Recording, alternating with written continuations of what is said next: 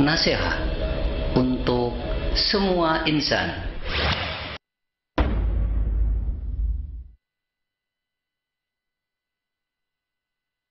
ألم نشرح لك صدرك ووضعنا عنك وزرك الذي أنقض ظهرك ورفعنا لك ذكرك فإن مع العسر يسرا إن مع العسر يسرا فإذا فرغت فانصب وإلى ربك فارغب.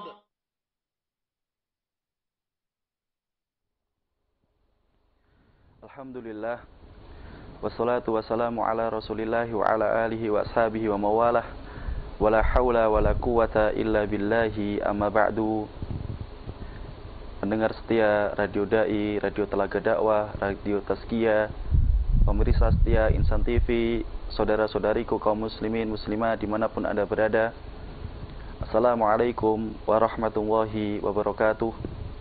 Semoga Allah Subhanahu wa ta'ala senantiasa melimpahkan rahmat, kasih sayang, dan taufiknya untuk kita semua, sehingga masing-masing dari kita bisa hidup, bisa berjalan di dunia ini sesuai dengan apa-apa yang telah ditentukan oleh Allah Subhanahu wa ta'ala.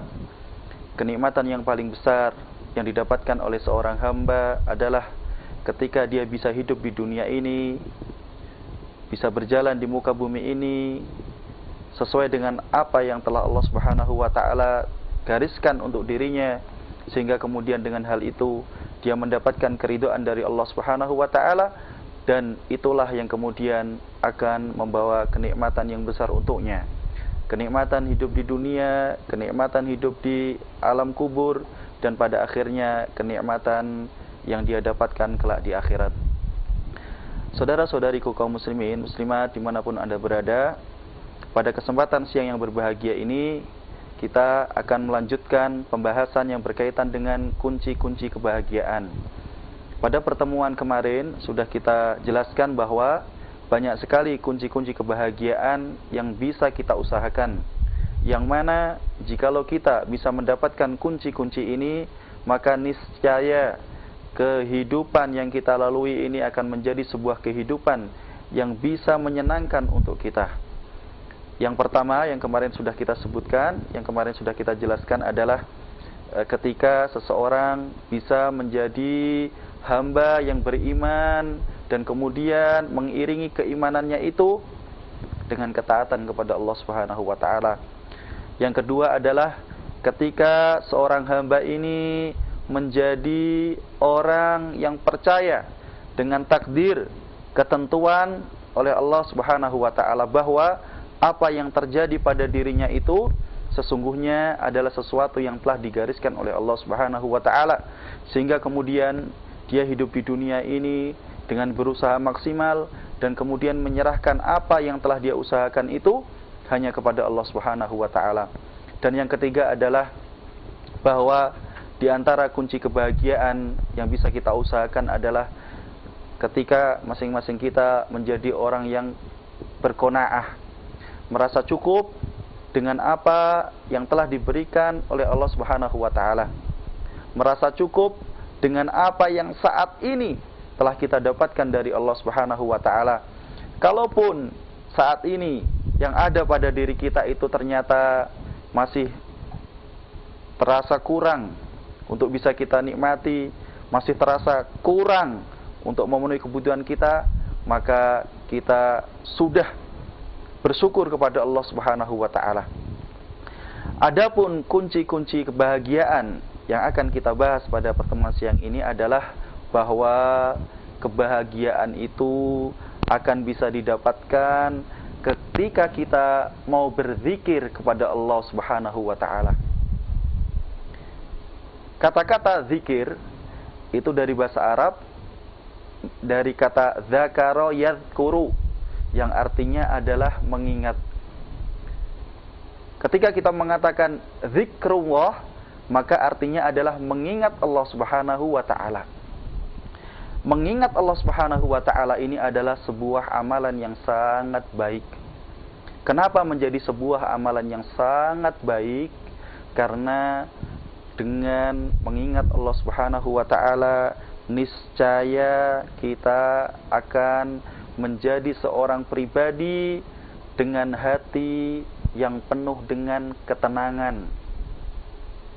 Ketika hati kita sudah menjadi hati yang tenang, maka pada saat itulah kita bisa mendapatkan apa yang kita sebut dengan kebahagiaan. Hati yang tenang, senang, tidak galau. Dan itulah yang telah disebutkan Allah Subhanahu wa taala dalam surat Ar-Ra'd ayat 28. Allah Subhanahu wa taala berfirman, a'udzubillahi minasyaitonirrajim, alladzina amanu, dan orang-orang yang beriman kepada Allah Subhanahu wa taala, wa tatma'innu qulubuhum, maka hati mereka akan menjadi tenang, bizikrillahi, dengan mengingat Allah Subhanahu wa taala. Ala bizikrillahi, ala maka ketahuilah, bizikrillahi, dengan mengingat Allah Subhanahu wa taala, tatmainnul qulub, hati itu bisa menjadi tenang. Di sini sudah sangat jelas bahwa ketenangan hati bisa kita dapatkan ketika kita mengingat kepada Allah Subhanahu wa taala. Kalau kita sudah bisa mengingat Allah Subhanahu wa taala dengan mengucapkan kata-kata yang itu mengandung zikir kepada Allah Subhanahu wa taala, maka hati kita menjadi tenang. Kalau hati kita sudah menjadi tenang, maka yang berikutnya kita dapatkan adalah kita akan menjadi pribadi yang bahagia. Dalam sebuah hadis, Nabi kita yang mulia Muhammad SAW bersabda, dan ini adalah hadis qudsi. Allah Subhanahu wa taala berfirman, ana inda dhanni 'abdi bi, kata Allah Subhanahu wa taala. Dan saya itu, kata Allah, bersama dengan persangkaan seorang hamba kepadaku. Wa ana ma'ahu idza dzakarani, kata Allah Subhanahu wa taala. Dan aku, kata Allah, akan bersama dengan hamba tersebut kapan? Idza dzakarani, ketika dia mengingatku. Fa in dzakarani fi nafsihi dzakartuhu fi nafsi. Kalau dia mengingatku dalam hatinya, maka aku, kata Allah, juga akan mengingatnya dalam diriku. Wa in dzakarani fi mala'in dzakartuhu fi mala'in khairun minhum. Jikalau dia mengingatku dalam keramaian, maka aku akan mengingatnya dalam keramaian yang lebih baik dari keramaian yang ada pada dirinya. Hadis ini diriwayatkan Imam Al-Bukhari dan Imam Muslim. Dalam hadis ini, yaitu hadis qudsi adalah hadis yang berasal dari Allah Subhanahu wa taala, tetapi pelafatannya yang disampaikan oleh Rasulullah Muhammad sallallahu alaihi wasallam. Hadis ini sudah sangat jelas menginformasikan kepada kita bahwa Allah Subhanahu wa taala akan mengingat kita, akan bersama kita ketika kita mengingat Allah Subhanahu wa taala. Maka dari dua dalil ini saja, satunya dari Al-Quran surat Ar-Ra'd ayat 28, satunya lagi dari hadis yang sahih riwayat Imam Al-Bukhari dan Muslim, hendaknya masing-masing kita termotivasi untuk senantiasa berusaha mengingat Allah Subhanahu wa taala dalam keseharian kita. Saat bangun tidur kita ingat kepada Allah Subhanahu wa taala.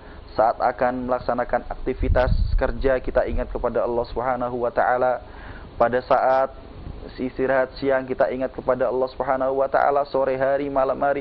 Pada saat kita akan tidur kita senantiasa ingat kepada Allah Subhanahu wa taala. Karena seseorang itu pada hakikatnya sama. Satu orang dengan orang yang lain pada hakikatnya sama. Sebuah raga yang diisi dengan ruh. Masing-masing orang ini unsurnya adalah raga dan ruh.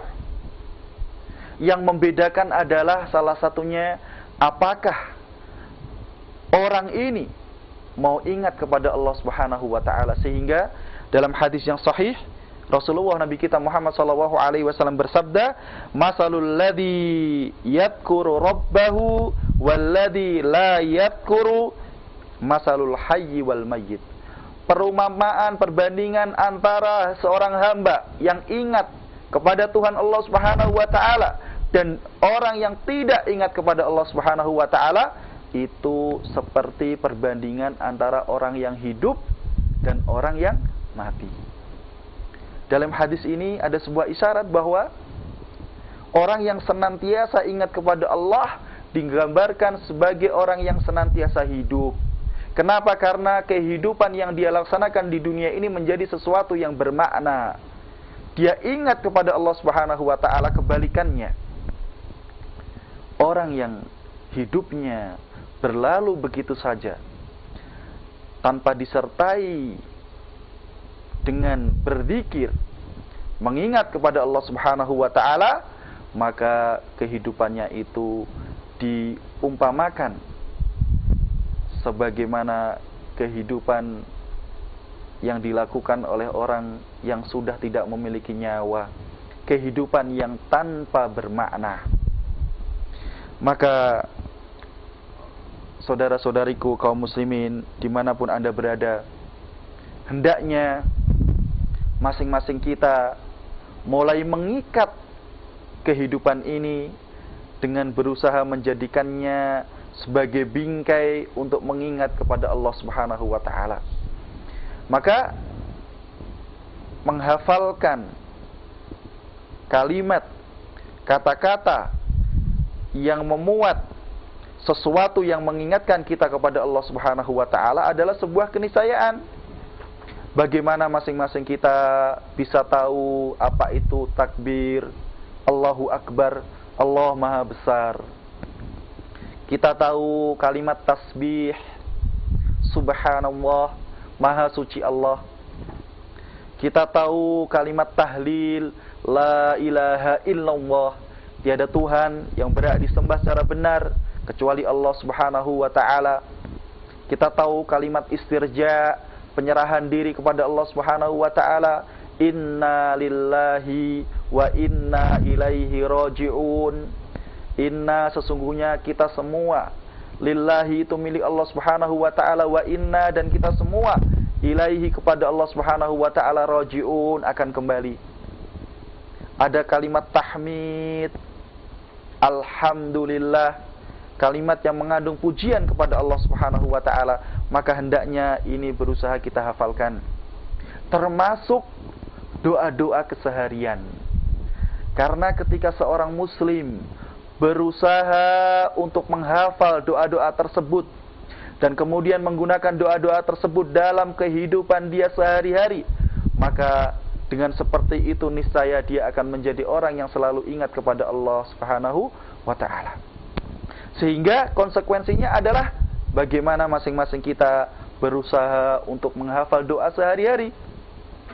Mulai dari doa bangun tidur, mau makan, mau mandi, mau keluar rumah, masuk ke rumah, naik kendaraan, dan seterusnya.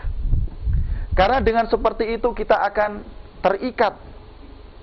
Ketika seorang muslim mau keluar rumah, kemudian dia berdoa, membaca doa ketika dia keluar rumah, maka dia langsung ingat kepada Allah Subhanahu wa taala. Seorang muslim ketika dia mau makan, dia berdoa mengucapkan bismillah dengan menyebut nama Allah, maka dia langsung ingat kepada Allah Subhanahu wa taala. Al-Imam An-Nawawi dalam kitabnya Al-Adhkar, beliau menjelaskan bahwa cara berzikir itu bisa dilakukan dengan hati atau dengan lisan. Imam Nawawi mengatakan, az-zikru yakunu bil qalbi. Zikir itu bisa dengan hati, wa yakunu bil lisan, dan juga bisa dengan lisan. Wal afdalu minhu ma kana bil qalbi wal lisani jami'an.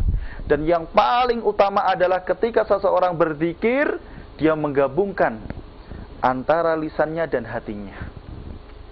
Jadi ketika seseorang mengucapkan takbir Allahu Akbar dengan lisannya, maka hatinya meyakini bahwa Allah Subhanahu wa ta'ala itu adalah Tuhan yang maha besar.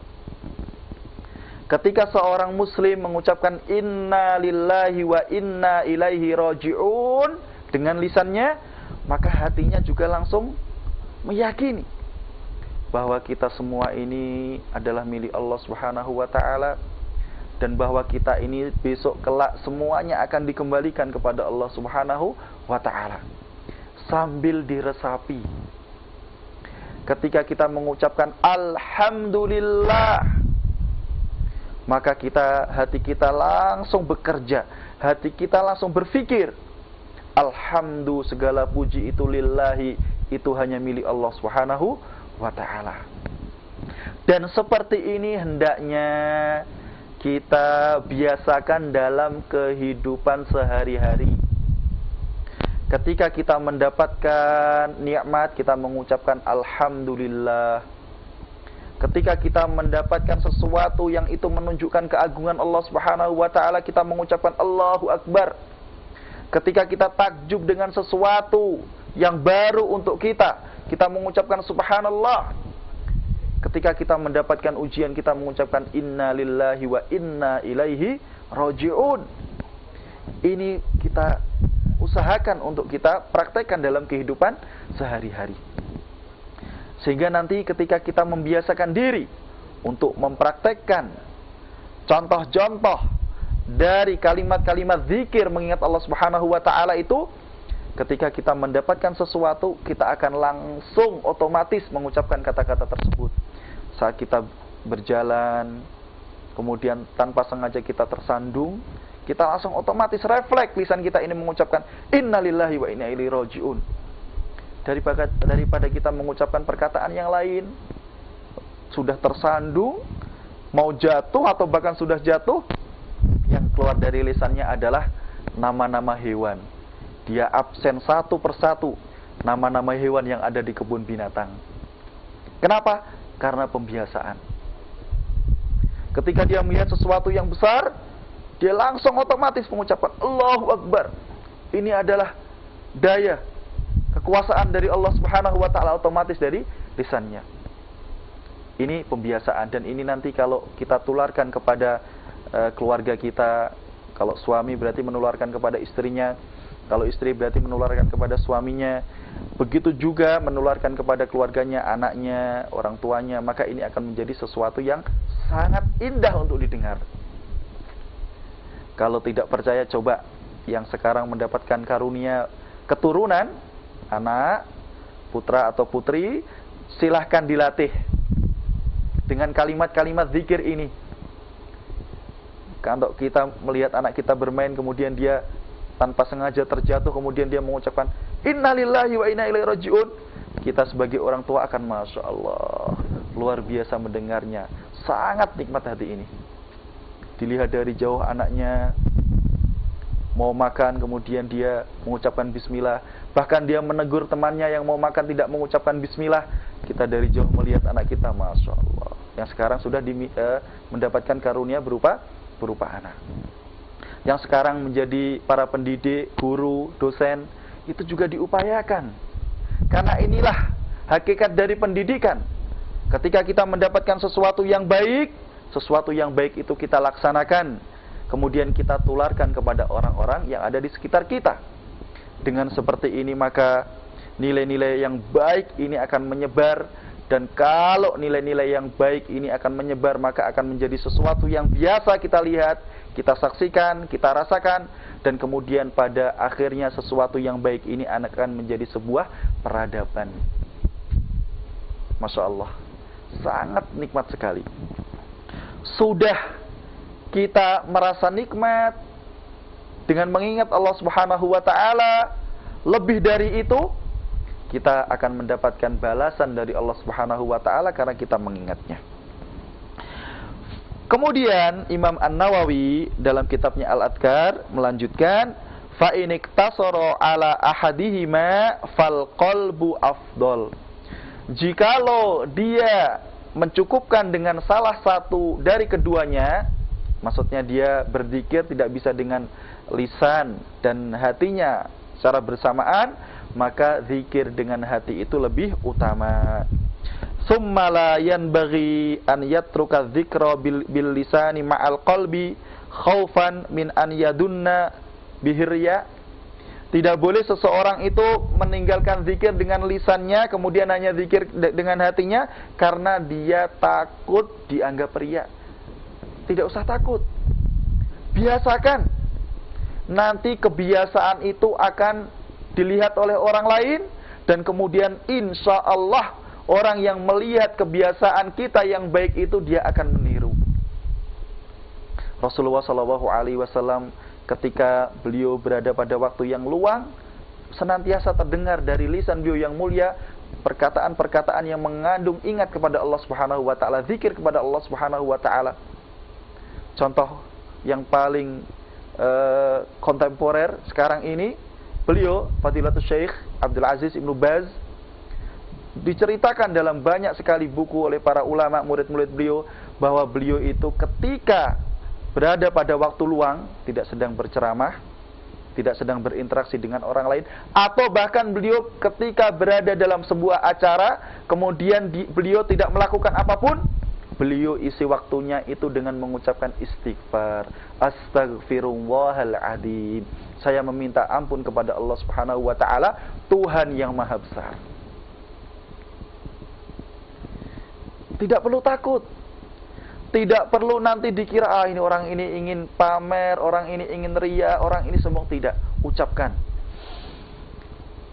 Wa yaqsudu bihi wajhullah, selama itu kita lakukan karena kita berharap keridhaan dari Allah Subhanahu wa taala.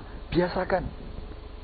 Ketika kita sedang mau rapat katakanlah, kemudian ternyata majelisnya ini belum datang semua, sambil menunggu karena tidak ada aktivitas, kita duduk melihat teman-teman kita sambil astagfirullah, astagfirullah, astagfirullah, astagfirullah. Tidak perlu keras, yang penting kita berusaha untuk ingat kepada Allah Subhanahu wa taala dengan sesuatu baik yang kita ucapkan.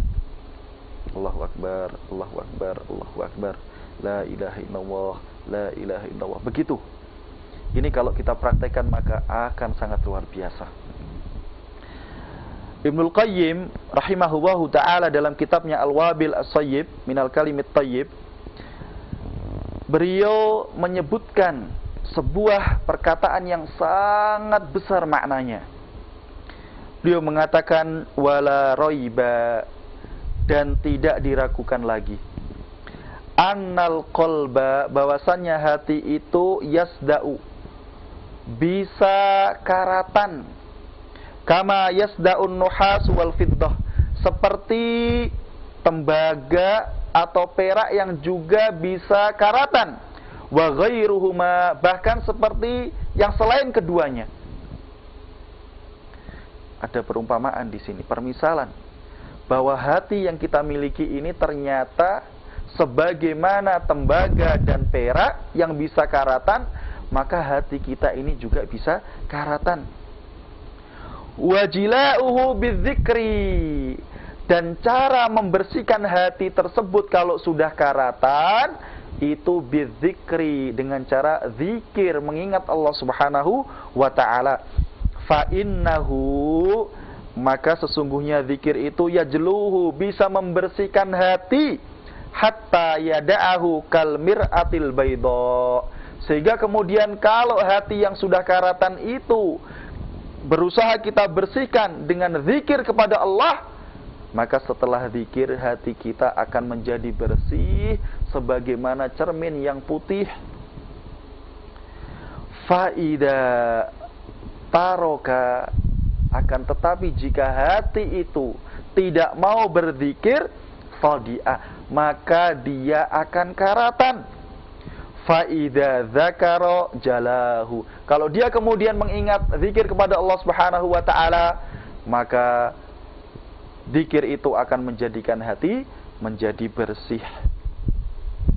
Wa man kanatil ghaflatu aghlaba awqatihi. Barang siapa sendau gurau, canda, berlebihan, itu adalah pekerjaan, sesuatu yang dia lakukan di mayoritas waktu yang dia miliki. Jadi kesehariannya itu diisi dengan hal-hal yang santai, hal yang tidak memberikan manfaat, hal-hal yang tidak bermakna. Kalau itu yang dilakukan oleh seseorang di waktu-waktu yang dia miliki, kana sad'u mutarakiban ala qalbihi, maka karat itu akan numpuk di dalam hatinya. Setiap hari isinya senang-senang, setiap hari yang ada belanja terus, makan terus, pindah dari satu restoran ke restoran yang lain hanya untuk makan, pindah dari satu toko, satu mall ke toko atau mall yang lain hanya untuk belanja. Itu yang dia lakukan. Sholatnya lupa, sedekahnya lupa, infaknya lupa. Hanya kesenangan-kesenangan yang dia lakukan, maka nanti akibatnya adalah hatinya akan berkarat. Ada karat yang ada dalam hatinya. Wasoda'uhu bihasabi ghaflatihi, karat itu berbanding lurus dengan kelalaian yang dia lakukan.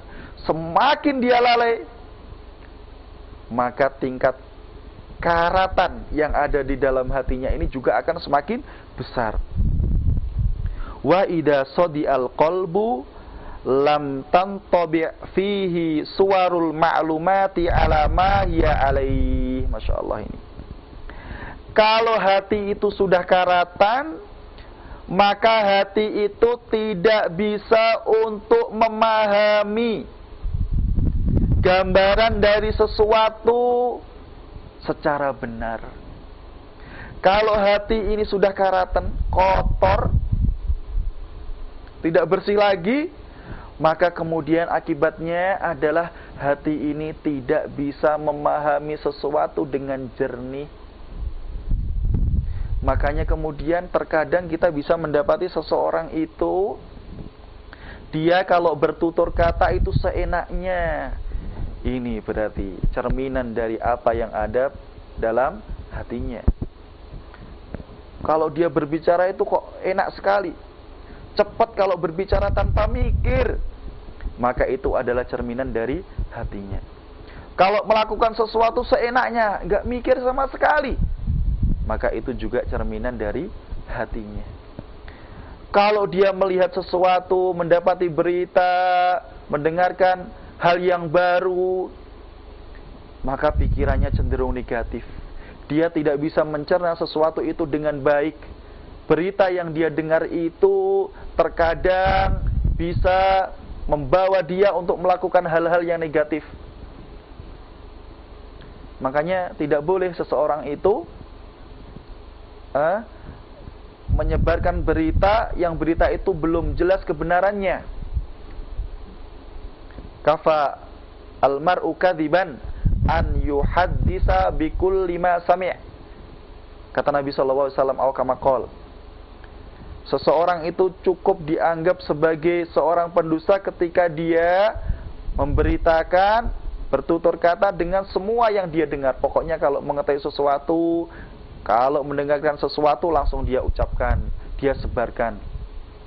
Apalagi sekarang era medsos, media sosial yang sangat banyak ini, banyak grup-grup yang kita ikuti itu, terkadang kita ini kurang berhati-hati. Ada berita baru langsung kopas, copy paste. Kan gampang itu dengan menggunakan smartphone. Tidak tahu berita itu dari mana, apakah berita itu benar apa tidak. Kelihatannya menarik, kita sebar. Kalau kita mendapatkan berita, kita tidak berusaha mencerna berita itu dengan Bahkan terkadang, nah ini yang lebih aneh, orang itu mengcopy paste sebuah artikel berita padahal dia belum membaca artikel tersebut. Dapat ini kelihatan menarik, sebar. Dia belum membaca sama sekali, waliyadzubillah. Jadi dia tidak mengambil manfaat dari apa yang dia dapatkan. Maka harus berhati-hati. Ini salah satunya dipengaruhi oleh apakah hati orang tersebut bersih apa tidak. Kalau seseorang itu hatinya sudah karatan, dia tidak bisa melihat sesuatu itu sebagaimana mestinya, apa kemudian efek yang paling dahsyat yang akan dia lakukan? Fayarul batila fi suratil haq.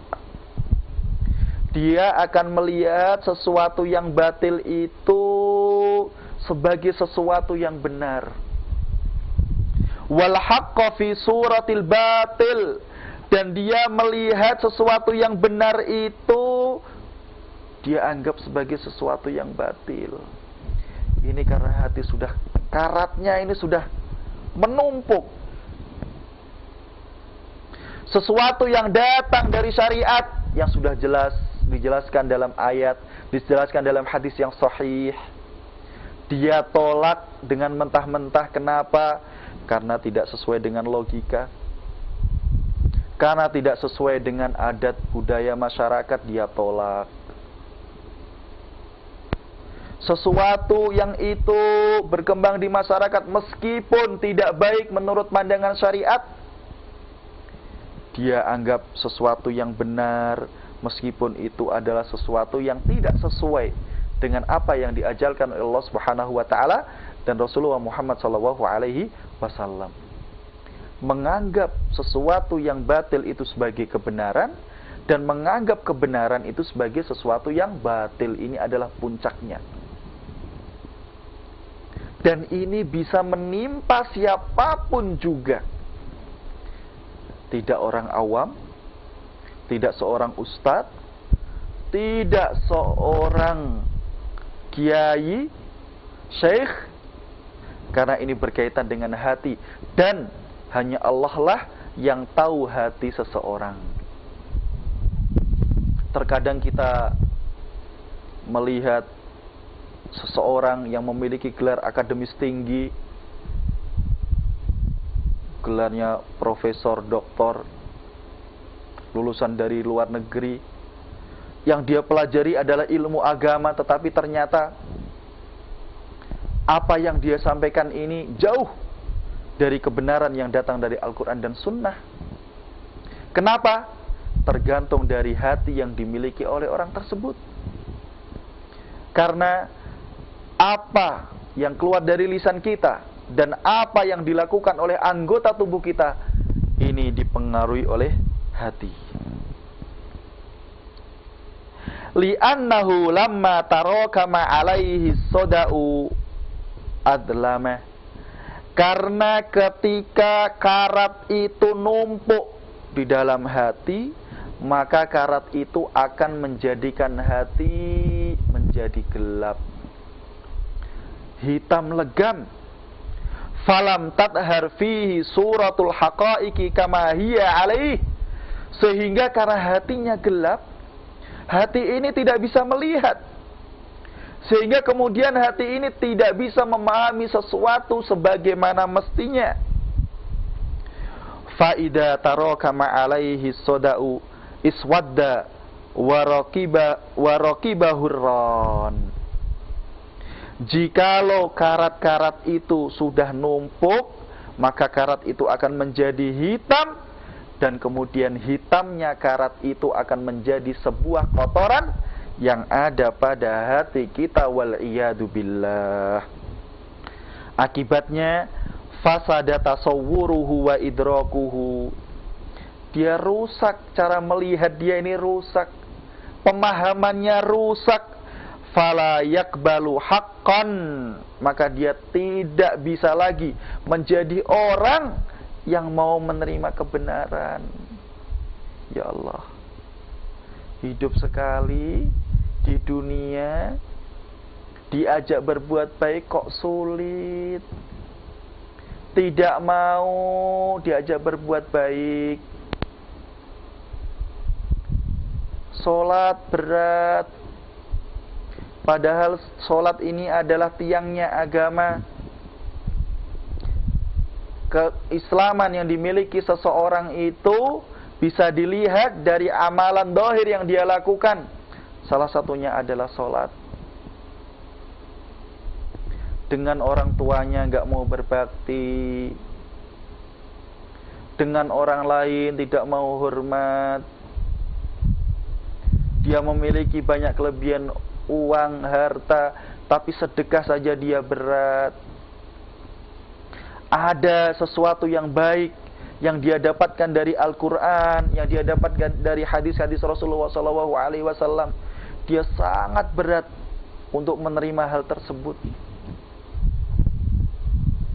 Karena kebaikan ini laksana cahaya yang bisa menerangi seseorang, dan sulit bagi cahaya itu untuk menembus hati yang gelap.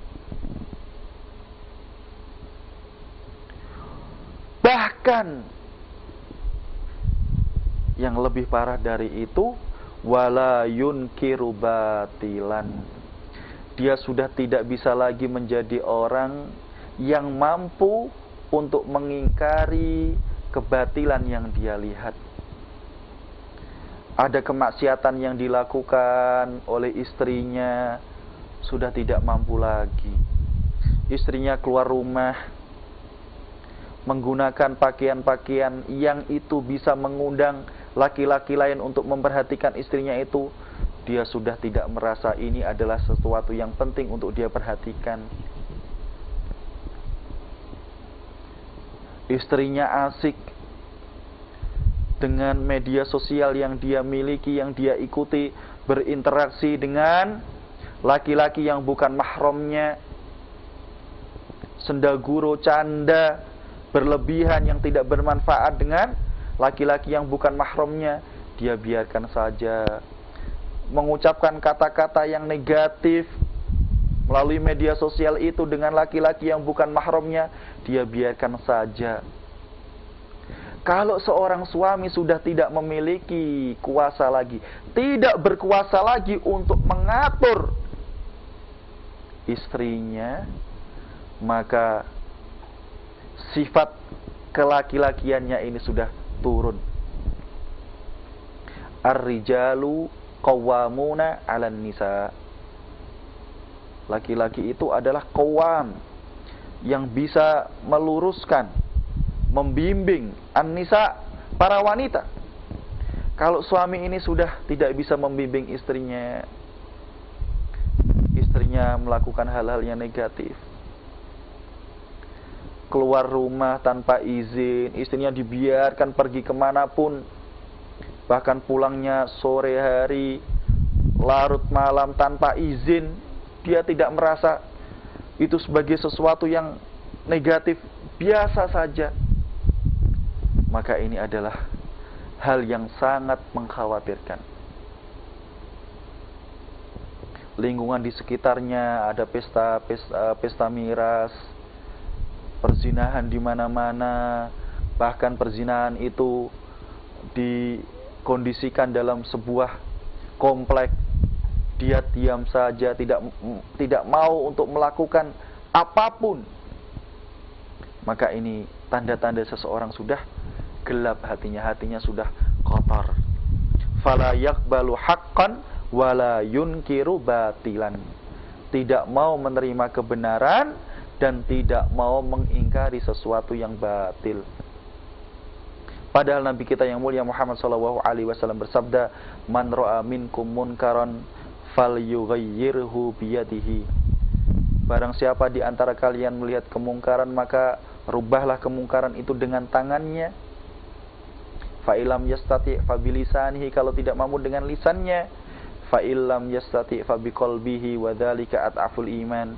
Kalau tidak mampu dengan tangan atau lisan, maka dengan hatinya. Minimalnya dia itu mengingkari, ya Allah, kenapa itu kemungkaran bisa terjadi di depanku, di hadapanku. dosa apa ini ya Allah sehingga Engkau menampakkan kemungkaran itu berada jelas di hadapanku. Minimalnya kita mengingkari. Kalau dengan tangan tidak, dengan lisan tidak, dengan hati juga tidak, maka ini berarti hatinya sudah sangat gelap. Wa hada a'damu 'uqubatil qalbi, dan ini adalah hukuman yang paling berat untuk sebuah hati. Ketika hati itu sudah penuh dengan karat, kemudian karat yang menumpuk ini menjadi kotoran, dan kemudian dengan kotoran yang sangat banyak ini, orang sudah tidak bisa memiliki daya lagi untuk menerima kebaikan, dan tidak memiliki kemampuan lagi untuk mencegah terjadinya kemungkaran.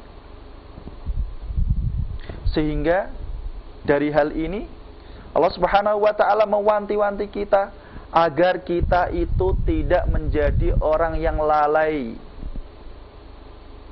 Kalau mengingat Allah Subhanahu wa ta'ala itu bisa mendatangkan kebaikan untuk kita, maka kebalikannya, lalai dari mengingat Allah Subhanahu wa ta'ala itu bisa mendatangkan hal yang negatif untuk kita. Dalam surat Al-Kahfi ayat 28 Allah Subhanahu wa ta'ala berfirman, A'udzubillahi minasyaitonirrajim, wala tuti' man aghfalna qalbahu an dzikrina. Dan janganlah engkau itu tunduk taat mengikuti orang yang telah kami lalaikan hatinya dari mengingat kami, kata Allah Subhanahu wa ta'ala. Wattaba'a hawahu, dan dia itu senantiasa mengikuti hawa nafsunya. Wa kana amruhu furuta, karena perkara orang itu akan sia-sia. Orang yang lalai dari mengingat Allah, kemudian dia memiliki kecenderungan untuk senantiasa melakukan hal-hal yang penuh dengan hawa nafsu, yang ini wujudnya adalah hal-hal yang berbau kemaksiatan kepada Allah, maka perkaranya akan menjadi sesuatu yang sia-sia. Wa kana amruhu furuta. Apa yang dia lakukan, kalau dia berkata, maka perkataannya itu sia-sia. Kalau dia beraktivitas, maka aktivitasnya sia-sia. Kenapa? Karena apa yang dia ucapkan dan apa yang dia lakukan itu tidak lahir, tidak bersumber dari hati yang bersih. Makanya di sini kita harus melihat, kalau ingin mencari teman, mencari rekan, itu lihatlah orang tersebut. Apakah dia termasuk orang yang senantiasa ingat kepada Allah, atau kebalikannya, dia orang yang lalai dari mengingat Allah Subhanahu wa ta'ala. Kalau orang ini termasuk yang senantiasa mengingat Allah Subhanahu wa ta'ala, maka orang itu layak untuk dijadikan teman dekat. Kalau kebalikannya, orang ini kita lihat sebagai individu pribadi yang lalai dari mengingat Allah, maka orang seperti ini tidak layak untuk kita jadikan sebagai teman dekat. Karena ini penting. Karena ini penting. Bagaimana kita berteman, bagaimana kita berinteraksi. Firman Allah Subhanahu wa ta'ala, wa kana amruhu furuta. Kata-kata furuta ini ditafsirkan oleh sebagian mufassirin dengan berbagai macam penafsiran, meskipun maknanya dekat, serupa. Ada yang menafsirkan bahwa yang dimaksud dengan wa kana amruhu furuta itu artinya adalah al-furut bima'na tadyi', doyya'a yudayyi'u. Kalau orang ini lupa dari mengingat Allah, kemudian dia mengikuti hawa nafsunya, maka perkara-perkara yang dia lakukan itu sia-sia. Ada yang menafsirkan lagi al-furud bima'na al-israf. Maka apa yang dia lakukan itu akan berlebih-lebihan. Kalau ada orang yang lalai dari mengingat Allah, kemudian dia mengikuti hawa nafsunya, maka yang dia lakukan itu akan kelewat batas. Orang kalau makan sudah pakai nafsu, maka dia akan makan dengan banyak. Setelah dia makan, perutnya malah sakit. Kalau orang tamak dengan harta benda, maka dia akan mengumpulkan apa saja yang dia sukai. Sehingga kemudian dia bingung mengatur sesuatu yang dia kumpulkan itu. Kenapa? Karena pada hakikatnya dia tidak membutuhkan sesuatu itu. Sudah lebih dari kebutuhan. Ada ulama lain yang menafsirkan bahwa yang dimaksud dengan furuto di sini adalah al-ihlak. Maka perkaranya itu akan membinasakan. Orang yang lalai dari mengingat Allah dan kemudian dia mengikuti hawa nafsu, maka apa yang dia lakukan itu akan membinasakannya. Dan ini nampak. Orang yang makan sembarangan. Kan kita kalau makan itu kaidahnya adalah halal, itu yang pertama, makanannya halal. Dan yang kedua adalah thayyib, dan makanan itu baik. Tidak semua sesuatu yang halal itu baik untuk kita.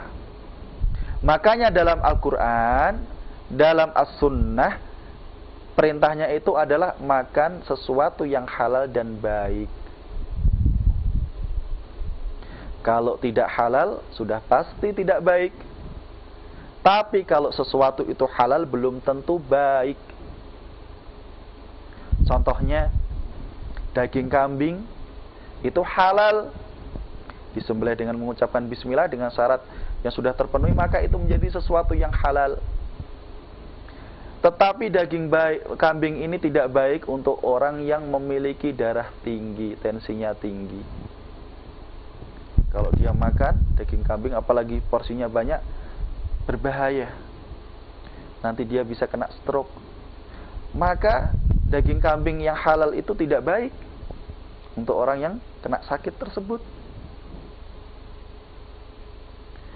Ada makanan-makanan yang halal di satu daerah, halal dan baik di satu daerah, tetapi ternyata di daerah yang lain tidak baik.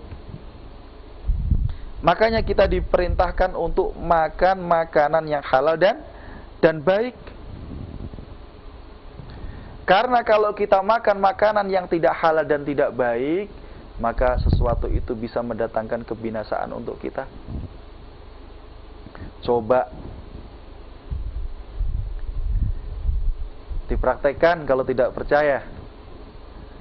Bahkan mohon maaf, silahkan yang punya hobi merokok, lanjutkan, tingkatkan terus.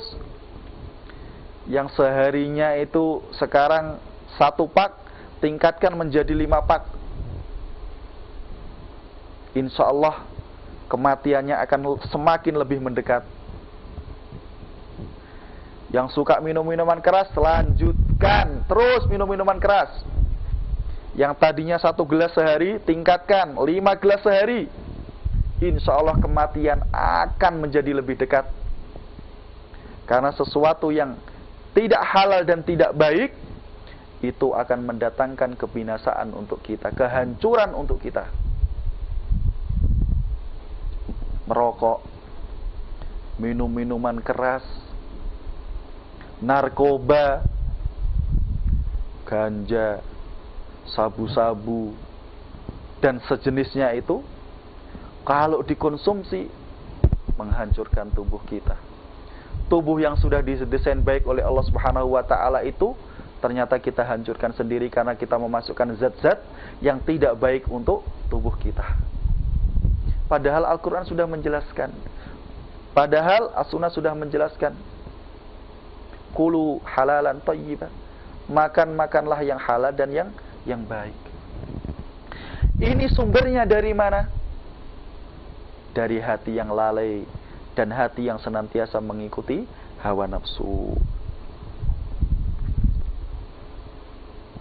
Ada juga ulama yang mengatakan bahwa wa kana amruhu furuta, amruhu yukhaliful haqq. Orang yang hatinya sudah lalai mengikuti hawa nafsu, maka yang dia lakukan itu akan menyimpang dari kebenaran. Ini adalah penafsiran yang beraneka ragam tetapi maknanya satu, yaitu hal negatif yang dilahirkan ketika seseorang lalai dari mengingat Allah Subhanahu wa taala dan ketika seseorang cenderung untuk mengikuti hawa nafsu. Sehingga saudara-saudariku, sekali lagi berusahalah masing-masing dari kita untuk senantiasa mengingat kepada Allah Subhanahu wa ta'ala. Mengingat Allah Subhanahu wa ta'ala, melakukan zikir kepada Allah Subhanahu wa ta'ala akan memberikan banyak kenikmatan untuk kita. Kalau sesuatu itu tidak baik, niscaya tidak akan diperintahkan oleh Islam, tidak akan diperintahkan oleh Allah, tidak akan diperintahkan oleh Rasulullah Muhammad SAW. Karena Rasulullah SAW ini kan sekarang telah meninggal lebih dari 1400 tahun yang lalu, dan beliau tidak meninggal kecuali telah menjelaskan semua kebaikan untuk kita dan mewanti-wanti kita semua untuk tidak terjerembab masuk dalam sesuatu yang tidak baik. Sudah dijelaskan. Maka termasuk zikir ini, selain itu mengandung kebaikan, ternyata saat kita berzikir mengingat Allah Subhanahu wa ta'ala, ternyata pada saat itu juga kita akan mendapatkan banyak faedah. Yang pertama dari faedah-faedah dari zikir adalah annahu yatrudus syaitan, bahwa zikir itu bisa menolak setan, mencegah datangnya setan, membuat setan itu lari dari kita, jauh dari kita. Misalkan ada seorang suami istri akan melakukan hubungan suami istri, dia dianjurkan untuk melakukan zikir dengan doa, Allahumma jannibna syaitan. Ya Allah, jauhkanlah kami dari setan. Kami maksudnya di sini adalah suami istri. Wa jannibis syaitana ma razaqtana, dan jauhkanlah setan dari anak yang kelak engkau karuniakan untuk kami. Mau melakukan hubungan suami istri, dia zikir dulu, berdoa dulu. Mau makan, dia zikir dulu, ingat kepada Allah Subhanahu wa ta'ala, bismillah, baru kemudian makan. Mau keluar rumah, padahal dia saat ingin keluar rumah itu niatnya, katakanlah ini yang paling berat, waliyadzubillah, dia ingin berzina keluar dari rumah itu. Saya pokoknya niat ingin berzina. Tapi kemudian ketika dia baru keluar dari rumah, dia ingat doa untuk keluar rumah. Bismillahi tawakkaltu ala Allahi la hawla wa la quwata illa billah. Bismillah, dengan menyebut nama Allah. Setan yang tadinya mengincar orang tersebut akan membawanya, akan menggiringnya, akan menyeretnya ke tempat perzinahan, tetapi kemudian setannya kabur terbirit-birit. Karena ketika sampai depan rumah dia mengucapkan Bismillahi tawakkaltu ala Allahi la hawla wa la quwata illa billah. Bismillah, dengan menyebut nama Allah. Tawakal itu saya bertawakal kepada Allah. La haula wa la quwata illa billah. Tidak ada daya dan kekuatan kecuali daya dan kekuatan dari Allah Subhanahu wa ta'ala. Setannya pergi. Makanya termasuk anjuran seperti diajarkan oleh Rasulullah Muhammad SAW, kita kalau mau masuk rumah itu biasakan ucapkan salam. Mengucapkan salam, Assalamualaikum warahmatullahi wabarakatuh, itu kan juga bagian dari mengingat Allah Subhanahu wa ta'ala. Nabi kita yang mulia Muhammad SAW pernah bersabda kepada seorang anak, ya gulam, idza dakhalta ala ahlika, kalau engkau masuk menemui keluargamu, fasallim, maka ucapkanlah salam, yakun barokatan alaika wa ala ahlika, karena salam itu akan memberikan barokah kepada dirimu dan kepada keluargamu. Kalau ini semua bisa kita praktekkan, dengan berusaha ingat kepada Allah, berzikir, berdoa. Setiap kita melakukan aktivitas apapun, maka kita akan dijauhkan dari setan. Terkadang kita itu kan dekat dengan setan karena kita lalai dari mengingat Allah Subhanahu wa taala. Akhirnya jadi temannya setan. Akhirnya menjadi temannya setan. Yang kedua, bahwa di antara faedah-faedah zikir, zikir itu bisa mendatangkan keridhaan dari Allah Subhanahu wa taala. Ini sudah mutlak. Karena zikir itu kan termasuk amalan soleh. Orang yang melakukan amalan soleh, dia akan masuk ke dalam golongan orang-orang yang bertakwa. Ketika dia masuk dalam golongan yang bertakwa, maka dia akan menjadi pribadi yang dicintai oleh Allah Subhanahu wa taala. Keridhaan Allah itu diberikan kepada mereka yang senantiasa melaksanakan ketaatan kepada Allah Subhanahu wa taala. Yang ketiga, yang ini nanti bisa kita praktekkan, bahwa berzikir itu annahu yuzilu alhamma wal ghamma anil qalb. Bahwa zikir itu bisa menghilangkan kesedihan dan kegalauan dari hati kita.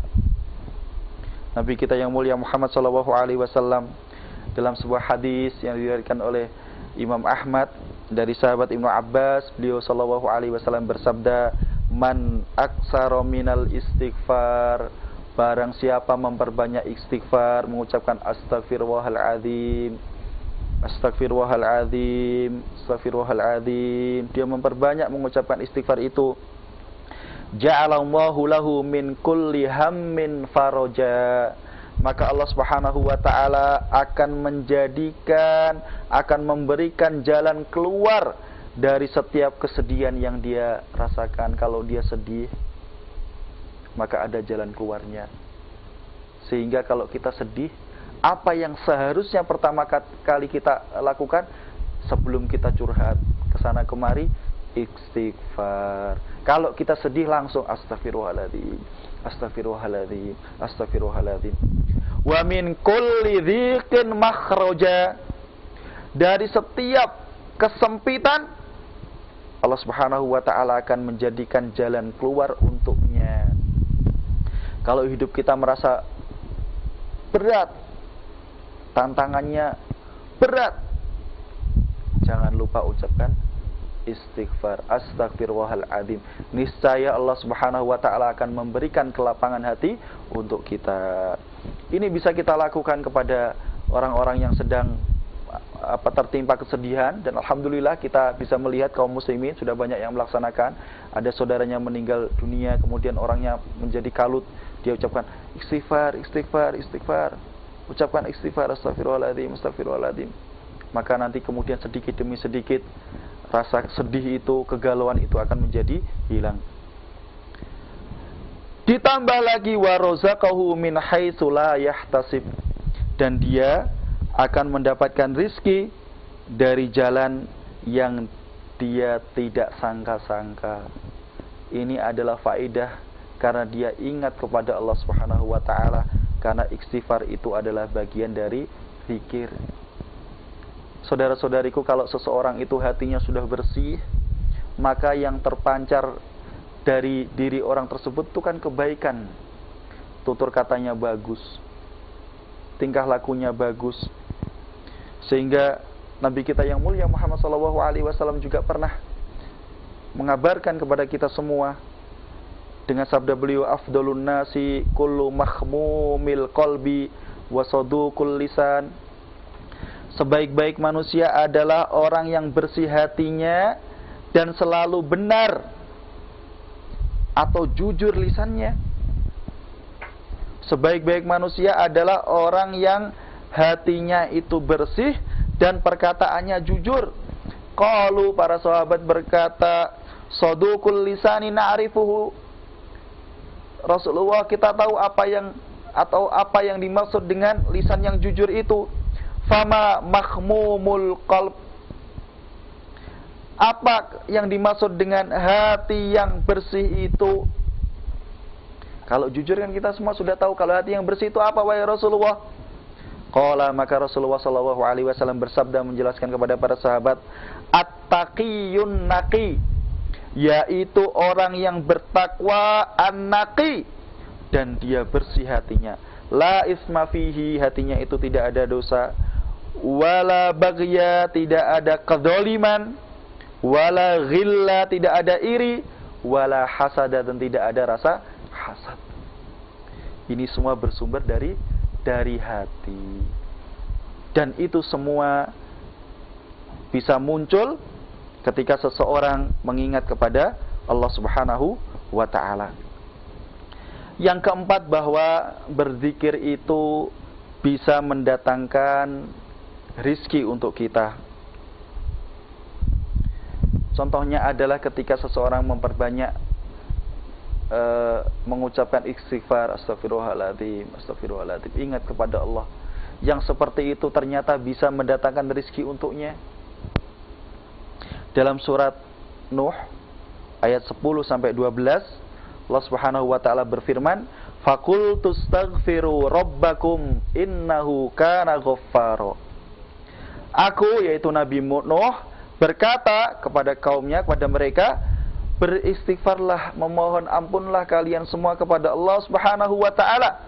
Sesungguhnya Dia, Allah Subhanahu wa ta'ala, adalah Tuhan yang Maha Pengampun. Kalau kalian sudah beristighfar kepada Allah, kata Nabi Nuh kepada kaumnya, apa yang akan didapatkan? Yursilis samaa alaikum midrara. Maka niscaya Allah Subhanahu wa ta'ala akan menurunkan kepada kalian hujan yang lebat dari langit. Wa yumditkum bi amwalin wa banina wa yaj'al lakum jannatin wa yaj'al lakum anhara. Dan Dia, Allah Subhanahu wa ta'ala, akan memperbanyak harta kalian, anak keturunan kalian, dan juga akan menjadikan untuk kalian kebun-kebun dan juga sungai-sungai. Suatu ketika ada seorang alim dari kalangan tabi'in, Al-Imam Al-Hasan Al-Basri. Suatu ketika beliau didatangi oleh seseorang. Orang ini mengadu dan kemudian berkata kepada Al-Imam Al-Hasan Al-Basri. Dia mengadu tentang paceklik, kemarau panjang yang mereka alami. Maka kemudian Al-Imam Al-Hasan Al-Basri hanya mengucapkan, beristighfarlah kalian semua kepada Allah. Sudah. Kemudian orang ini pergi. Kemudian didatangi oleh orang yang lain, mengadu tentang kemiskinan yang dia rasakan. Apa yang beliau katakan? Apa yang dikatakan oleh Al-Imam Al-Hasan Al-Basri kepada orang yang mengadu itu? Beristighfarlah kepada Allah. Kemudian orang ini pergi. Kemudian yang terakhir adalah orang yang berharap didoakan oleh Imam Al-Hasan Al-Basri agar mendapatkan keturunan. Maka Al-Imam Al-Hasan Al-Basri menimpali, beristighfarlah engkau kepada Allah. Jawabannya satu, beristighfarlah kepada Allah. Kepada yang orang yang datang dan mengadukan masa paceklik, kemarau panjang. Kemudian orang yang merasakan kemiskinan yang sangat dahsyat. Orang yang ingin didoakan mendapatkan keturunan, jawabannya satu, beristighfarlah kepada Allah. Sehingga kemudian murid beliau yang bernama Rabi' bin Sabih, yang kebetulan waktu itu ada bersama beliau, menanyakan, wahai Al-Imam, kenapa engkau memberikan satu jawaban, yaitu beristighfarlah kalian engkau kepada Allah terhadap orang-orang yang tadi telah datang? Maka Al-Imam Al-Hasan Al-Basri mengatakan, jawabannya semuanya ada, telah dijelaskan dalam Al-Quran, yaitu surat Nuh ayat 10-12.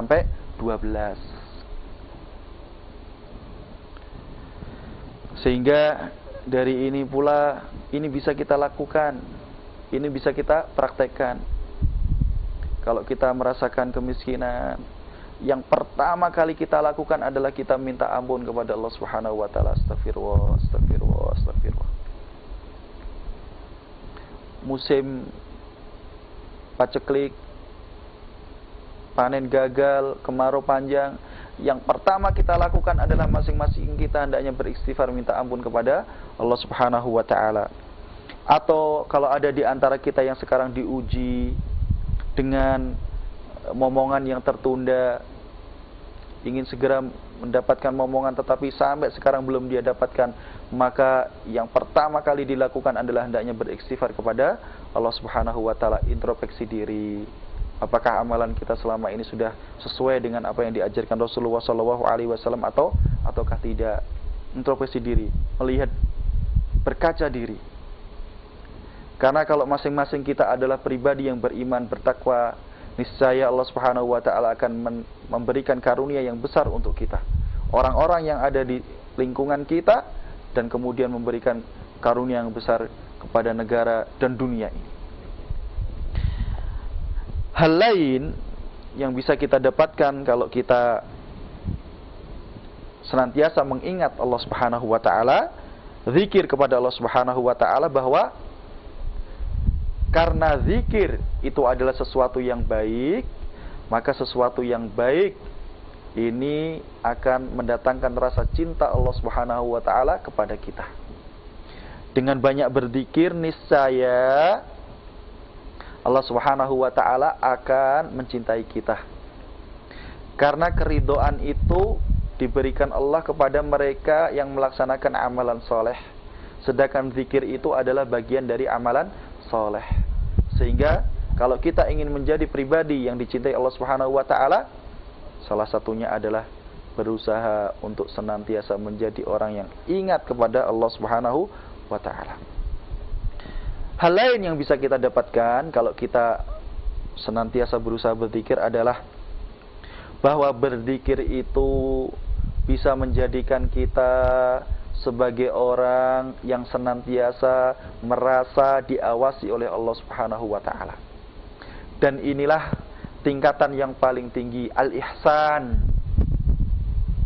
An ta'budallaha ka'annaka tarahu, fa illam takun tarahu fa innahu yaraka. Engkau beribadah kepada Allah Subhanahu wa taala seolah-olah engkau melihatmu. Jikalau engkau tidak bisa melihat Allah, karena memang di dunia ini Allah tidak bisa dilihat, Allah besok akan bisa dilihat oleh mereka orang-orang yang beriman. Lilladzina ahsanu al-husna waziyadah. Bagi mereka orang-orang yang telah berbuat baik di dunia, maka mereka akan mendapatkan balasan surga dan tambahan. Para ulama menyebutkan bahwa yang dimaksud dengan tambahan itu adalah an-nadru ila wajhillah. Seperti sabda Rasulullah SAW, innakum satarawna rabbakum kama tarawna hadal qamar la tudammuna fi ru'yatihi.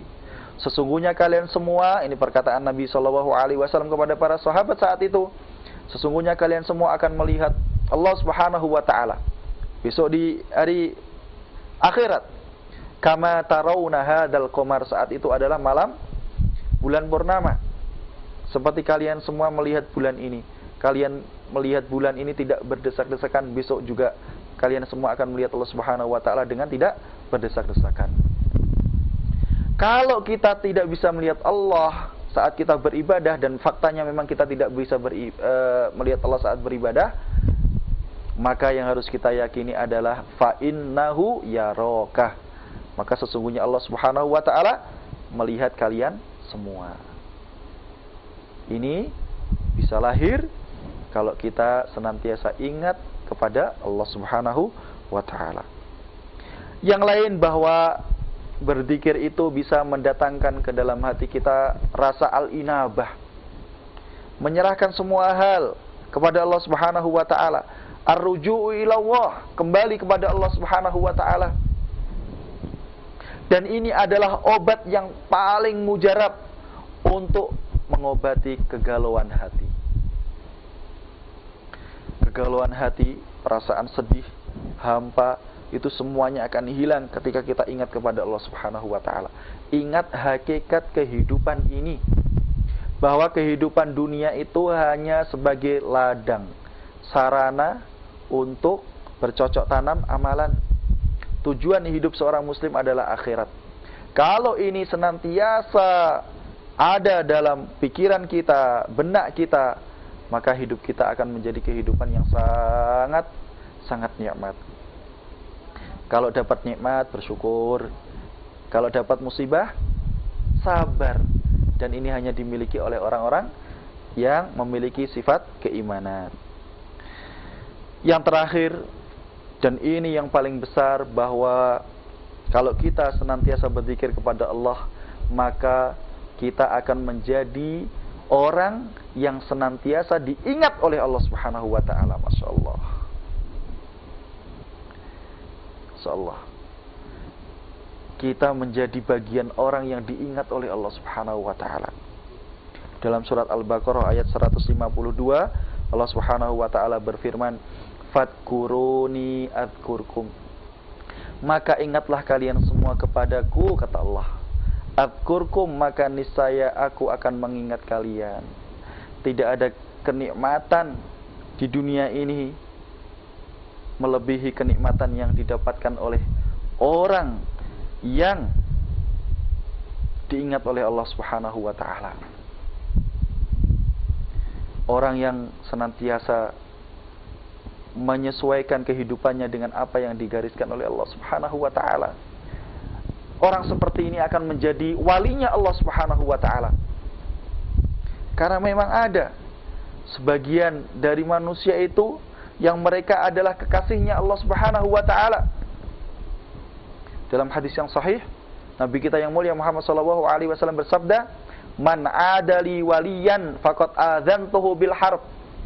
Barang siapa memusuhi waliku, kata Allah Subhanahu wa taala dalam hadis qudsi, maka aku mengumumkan perang untuk orang yang memusuhi waliku tersebut. Wa ma taqarraba 'abdi bi syai'in ahabbu ilayya mimma aftaradtuhu 'alaihi. Dan tidaklah hambaku itu mendekatkan dirinya kepadaku dengan sesuatu yang lebih aku cintai melebihi apa-apa yang telah aku wajibkan atas dirinya. Ini yang pertama, mendekatkan diri kepada Allah dengan sesuatu yang diwajibkan. Kemudian kalau mau nambahi, wala yazalu abdi yataqarrabu ilayya bin nawafili hatta uhibbahu.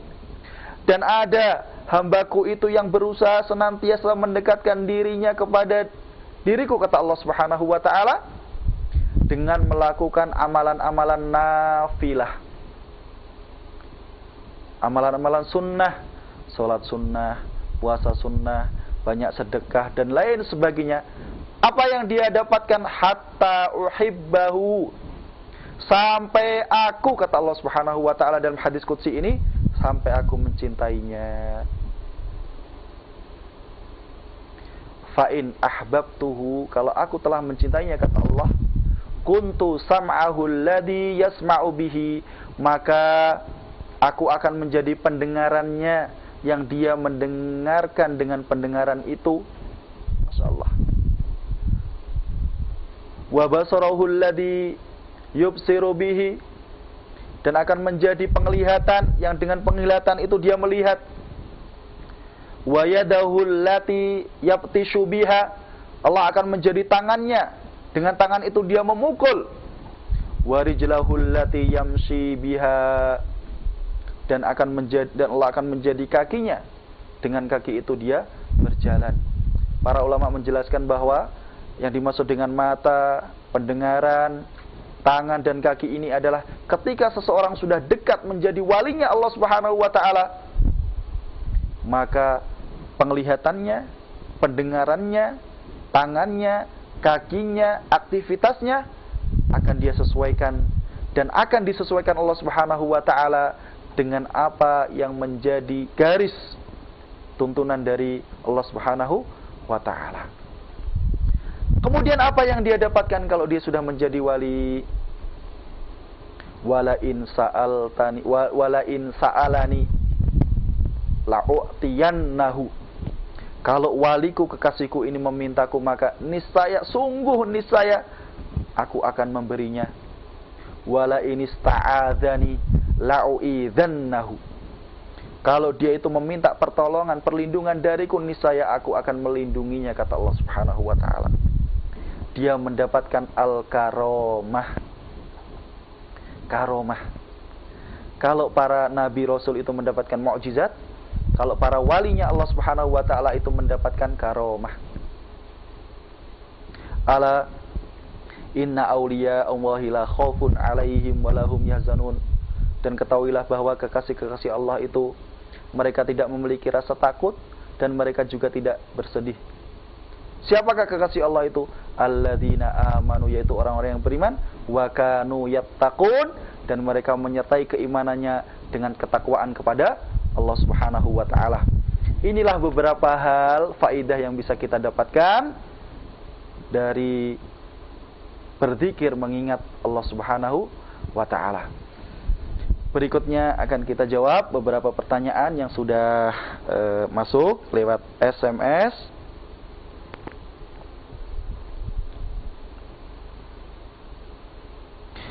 Pak Ustadz, di tempat kami para jamaah sholat maupun imamnya ada yang menghadap ke barat, ada juga yang agak serong ke kanan. Mana yang harus diikuti? Terima kasih. Alhamdulillah, Departemen Agama Indonesia ini sudah keliling, jadi menentukan arah kiblat yang tepat. Kalau mau mendirikan masjid yang baru, sebaiknya bertanya kepada mereka, karena alat yang mereka miliki ini sudah cukup bisa untuk menentukan arah kiblat.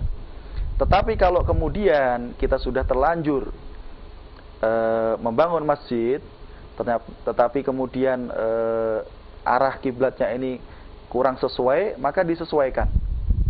Dan kita harus tahu bahwa kita yang di Indonesia ini ketika sholatnya tidak harus menghadap ke Ka'bah. Kalau orang yang tinggal di Mekah atau orang yang tinggal di sekeliling Ka'bah, itu mereka sholatnya harus menghadap Ka'bah, tepat. Kalau tidak menghadap Ka'bah, maka sholatnya tidak sah. Kalau kita tidak wajib menghadap Ainul Ka'bah, menghadap Ka'bah secara tepat, tetapi kita menghadap Tijahul Ka'bah, arah Ka'bah. Karena kalau kita dituntut untuk menghadap Ainul Ka'bah, menghadap Ka'bah persis, maka ini sangat sulit untuk dilaksanakan. Kita bisa lihat bahwa jarak antara Indonesia dan Mekah, Saudi Arabia ini kan cukup jauh. Kalau kita menghadapnya bergeser sekian derajat saja, maka kalau ditarik garis lurus sampai Ka'bah, maka kita akan menyimpang. Maka ini sulit. Sehingga para ulama menjelaskan kalau orang yang jauh dari Ka'bah, maka cara sholatnya adalah Tijahul Ka'bah, arah Ka'bah mana? Arah Ka'bah mana? Alhamdulillah sekarang ini banyak alat yang bisa kita gunakan untuk membantu kita mencari arah Ka'bah. Wallahu ta'ala a'lam.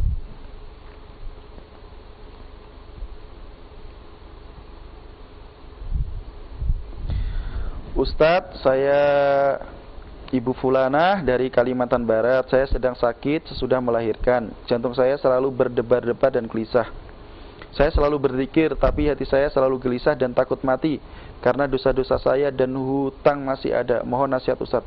Yang pertama, Ibu senantiasa banyak beristighfar. Banyak berzikir kepada Allah Subhanahu wa taala. Yang Ibu lakukan sudah cukup bagus. Kalau sekarang ini masih ada rasa gelisah karena dosa-dosa, maka segera bertaubat, Ibu. Termasuk saya. Termasuk Ustadz Fulan, termasuk Syekh Fulan, termasuk Kiai Fulan. Di dunia ini tidak ada orang yang maksum kecuali Nabi kita yang mulia Muhammad SAW. Masing-masing kita ini manusia yang berdosa, tapi kita masih beruntung bahwa Allah Subhanahu wa taala itu tidak menampakkan dosa kita kepada manusia. Coba kalau sekarang Allah menampakkan dosa kita kepada manusia, mungkin kita akan malu untuk keluar rumah. Kalau Allah Subhanahu wa taala tampakkan dosa kita di hadapan manusia, mungkin saat ini saya malu untuk berbicara yang seperti ini depan Bapak dan Ibu semuanya. Kita harus bersyukur bahwa Allah itu menutup aib yang kita miliki. Allahumma astur aurati wa amin rawati. Kalau orang masih sedih, gelisah karena dia memiliki banyak dosa, maka ini sudah track jalan yang benar. Kemudian kita lanjutkan ke tahapan berikutnya, berusaha untuk bertaubat dan mengganti dosa-dosa tersebut, meminta ampun kepada Allah Subhanahu wa taala, dan kemudian mengganti dosa yang tadinya kita lakukan dengan amalan-amalan yang baik. Innal hasanati yudhibnas sayyiat. Sesungguhnya kebaikan-kebaikan itu bisa menghapuskan hal-hal yang negatif.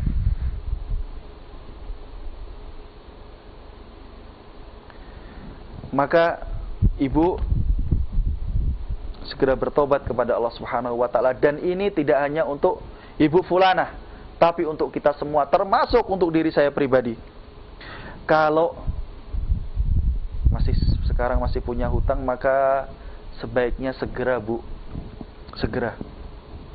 Segera usahakan maksimal untuk segera membayar hutang. Bahkan saya anjurkan, kalau masih punya hutang, sekarang sesuatu yang tidak menjadi kebutuhan pokok kita jangan dibeli. Fokuskan untuk bayar hutang. Sangat berbahaya kalau kita meninggal dunia dengan membawa hutang. Banyak hadis yang telah menjelaskan bahwa orang yang meninggal dunia dan dia membawa hutang, maka hutang ini akan menimbulkan masalah yang sangat besar untuk orang tersebut. Kesampingkan kebutuhan-kebutuhan sekunder kita, kebutuhan-kebutuhan tambahan kita, fokus ke hutang. Dan alhamdulillah kalau sekarang ada di antara kita yang tidak memiliki hutang, karena memang Rasulullah SAW menganjurkan kita untuk berdoa. Salah satu doanya adalah doa untuk terhindar dari hutang. Yang ibu rasakan ini sudah sangat bagus. Artinya tinggal bagaimana kemudian kita naik ke level berikutnya, menutup hal-hal negatif yang dulu pernah kita lakukan dengan hal positif, dan berikutnya kita berusaha untuk menyelesaikan hutang tersebut dengan fokus menyelesaikan hutang. Jangan sampai hutang itu dilalaikan. Wallahu ta'ala alam.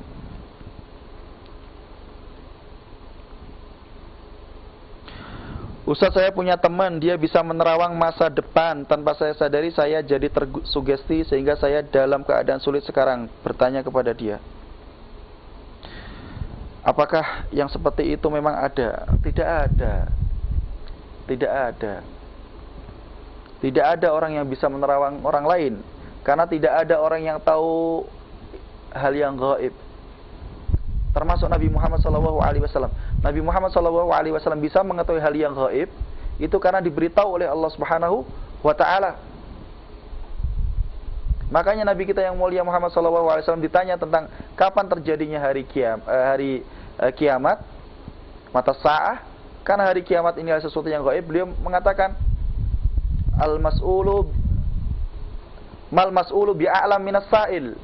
Yang ditanya tidak lebih tahu daripada orang yang bertanya, tidak tahu. Maka tidak ada yang namanya meramal, menerawang. Kalau al-firasah, yang itu datangnya dari orang yang beriman, itu memang ada. Al-firasah, firasat, orang yang beriman. Tidak semua orang. Sehingga kita tidak perlu percaya dengan hal-hal yang seperti ini. Dan ini banyak sekali keyakinan seperti ini. Di suatu daerah ada keyakinan, jangan kamu bepergian di hari Senin. Kalau kamu bepergian di hari Senin, nanti seperti ini. Ini gak ada dasarnya, semuanya masuk dalam kategori khurafat. Keyakinan yang tidak ada dasarnya sama sekali dari syariat. Kalau kamu pergi ke kota tersebut, maka gak boleh pakai baju hijau. Nanti kalau kamu pakai baju hijau, nanti akan terjadi begini. Ini gak ada semuanya. Ini adalah keyakinan-keyakinan yang tidak perlu kita yakini, karena memang tidak ada. Wallahu ta'ala alam.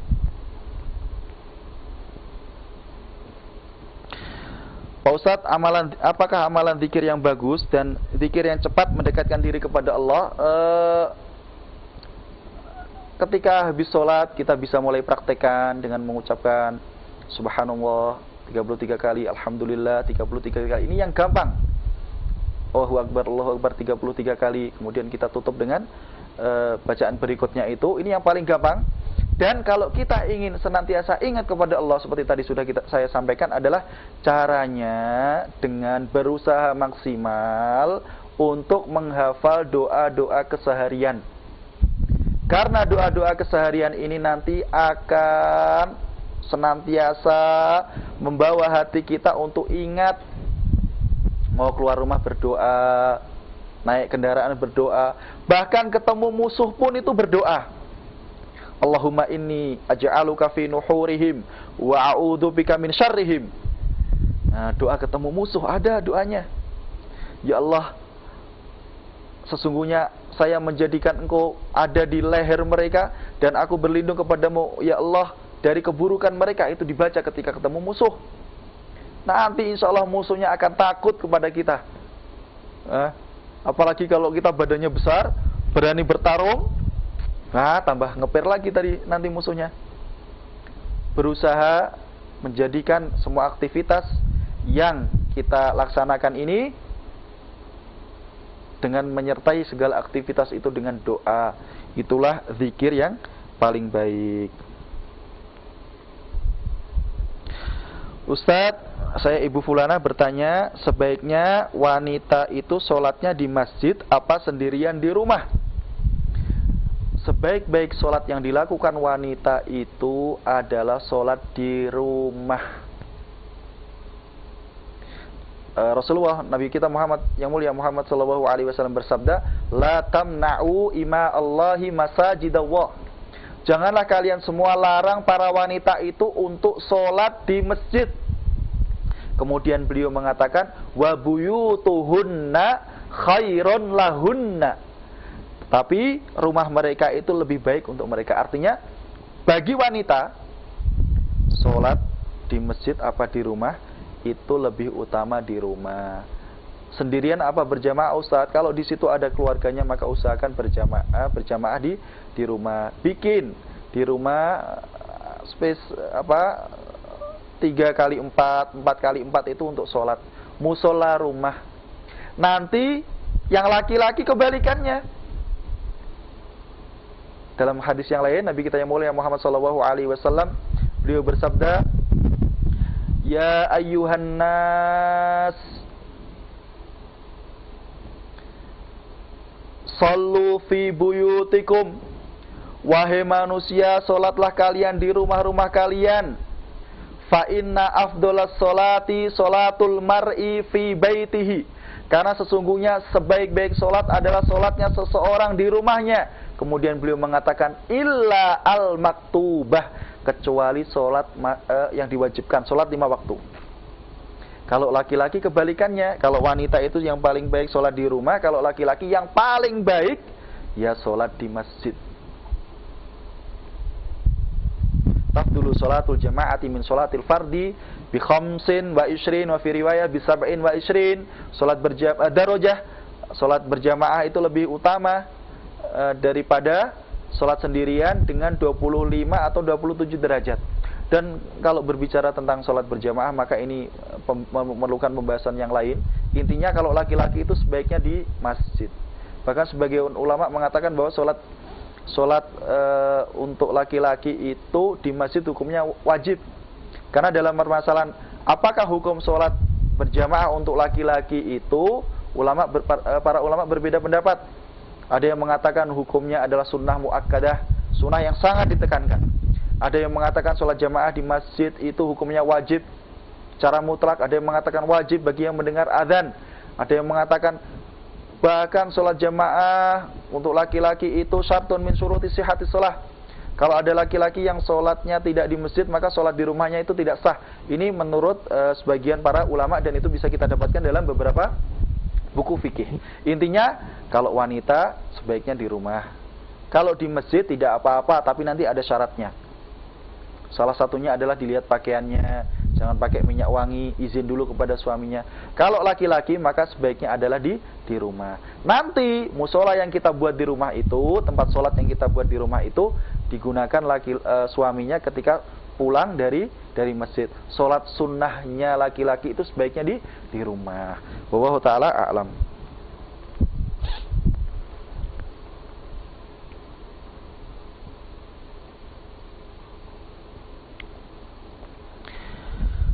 Ustadz, ibu saya meninggal dunia dan beliau punya hutang.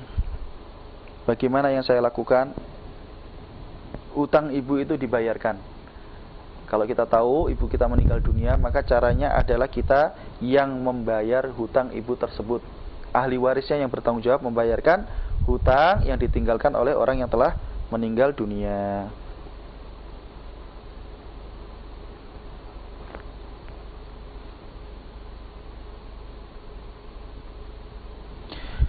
Pak Ustadz, aku seorang istri yang ditinggal selingkuh. Sebagai istri, sudah aku ingatkan kepada suami, tetapi suamiku terus saja selingkuh. Apa yang harus saya lakukan? Kalau selingkuhnya ini, maksudnya selingkuh di sini harus dijelaskan. Kalau maksudnya selingkuh di sini adalah berhubungan dengan wanita yang bukan mahram dalam bentuk perzinahan, maka ibu segera minta cerai. Tapi kalau hubungan yang ibu maksud dengan selingkuh maksudnya adalah poligami, maka ibu harus duduk dengan suami kemudian berbicara tentang masalah tersebut. Ini harus didetailkan dulu yang dimaksud dengan selingkuh itu apa. Kalau selingkuhnya adalah berzina, maka sebaiknya ibu segera minta cerai. Tapi kalau selingkuhnya adalah poligami, maka ibu harus duduk dengan suaminya. Bagaimana menyelesaikan masalah tersebut? Bagaimana menyelesaikan masalah tersebut?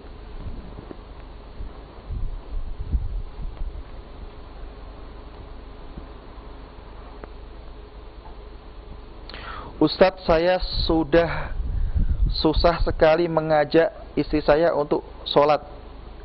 Saya sudah habis bicara. Ustadz, saya susah sekali mengajak istri saya untuk diajak sholat. Saya sudah habis bicara. Yang bertanya ini, kalau bisa sekarang ajak istrinya untuk melihat sekarang juga. Nanti saya nasihati. Bagaimana seorang muslim, bapak yang bertanya ini sekarang cari istrinya, diajak untuk duduk di depan TV, melihat siaran Insan TV. Sekarang juga, biar istrinya bapak mendengar bagaimana seorang hamba ini bisa melalaikan sholat. Awwalu ma yuhasabu bihil abdu yaumal qiyamati as-sholah. Bagaimana dia bisa melalaikan sholat, sedangkan amalan zahir yang akan dipertanggungjawabkan pertama kali yang akan ditanyakan Allah Subhanahu wa taala kelak di akhirat itu adalah salat. Kita akan ditanya pertama kali tentang salat saat meninggal dunia. Kok sekarang kita melalaikan salat? Menunda-nunda salat tanpa ada sebab saja itu berbahaya. Lalu bagaimana dengan orang yang tidak melaksanakan sholat sama sekali? Bunyal Islamu ala khamsin, syahadati alla ilaha illallah wa anna Muhammadar Rasulullah wa iqamis shalah. Sholat itu adalah pondasi bangunan Islam yang nomor 2 setelah syahadat.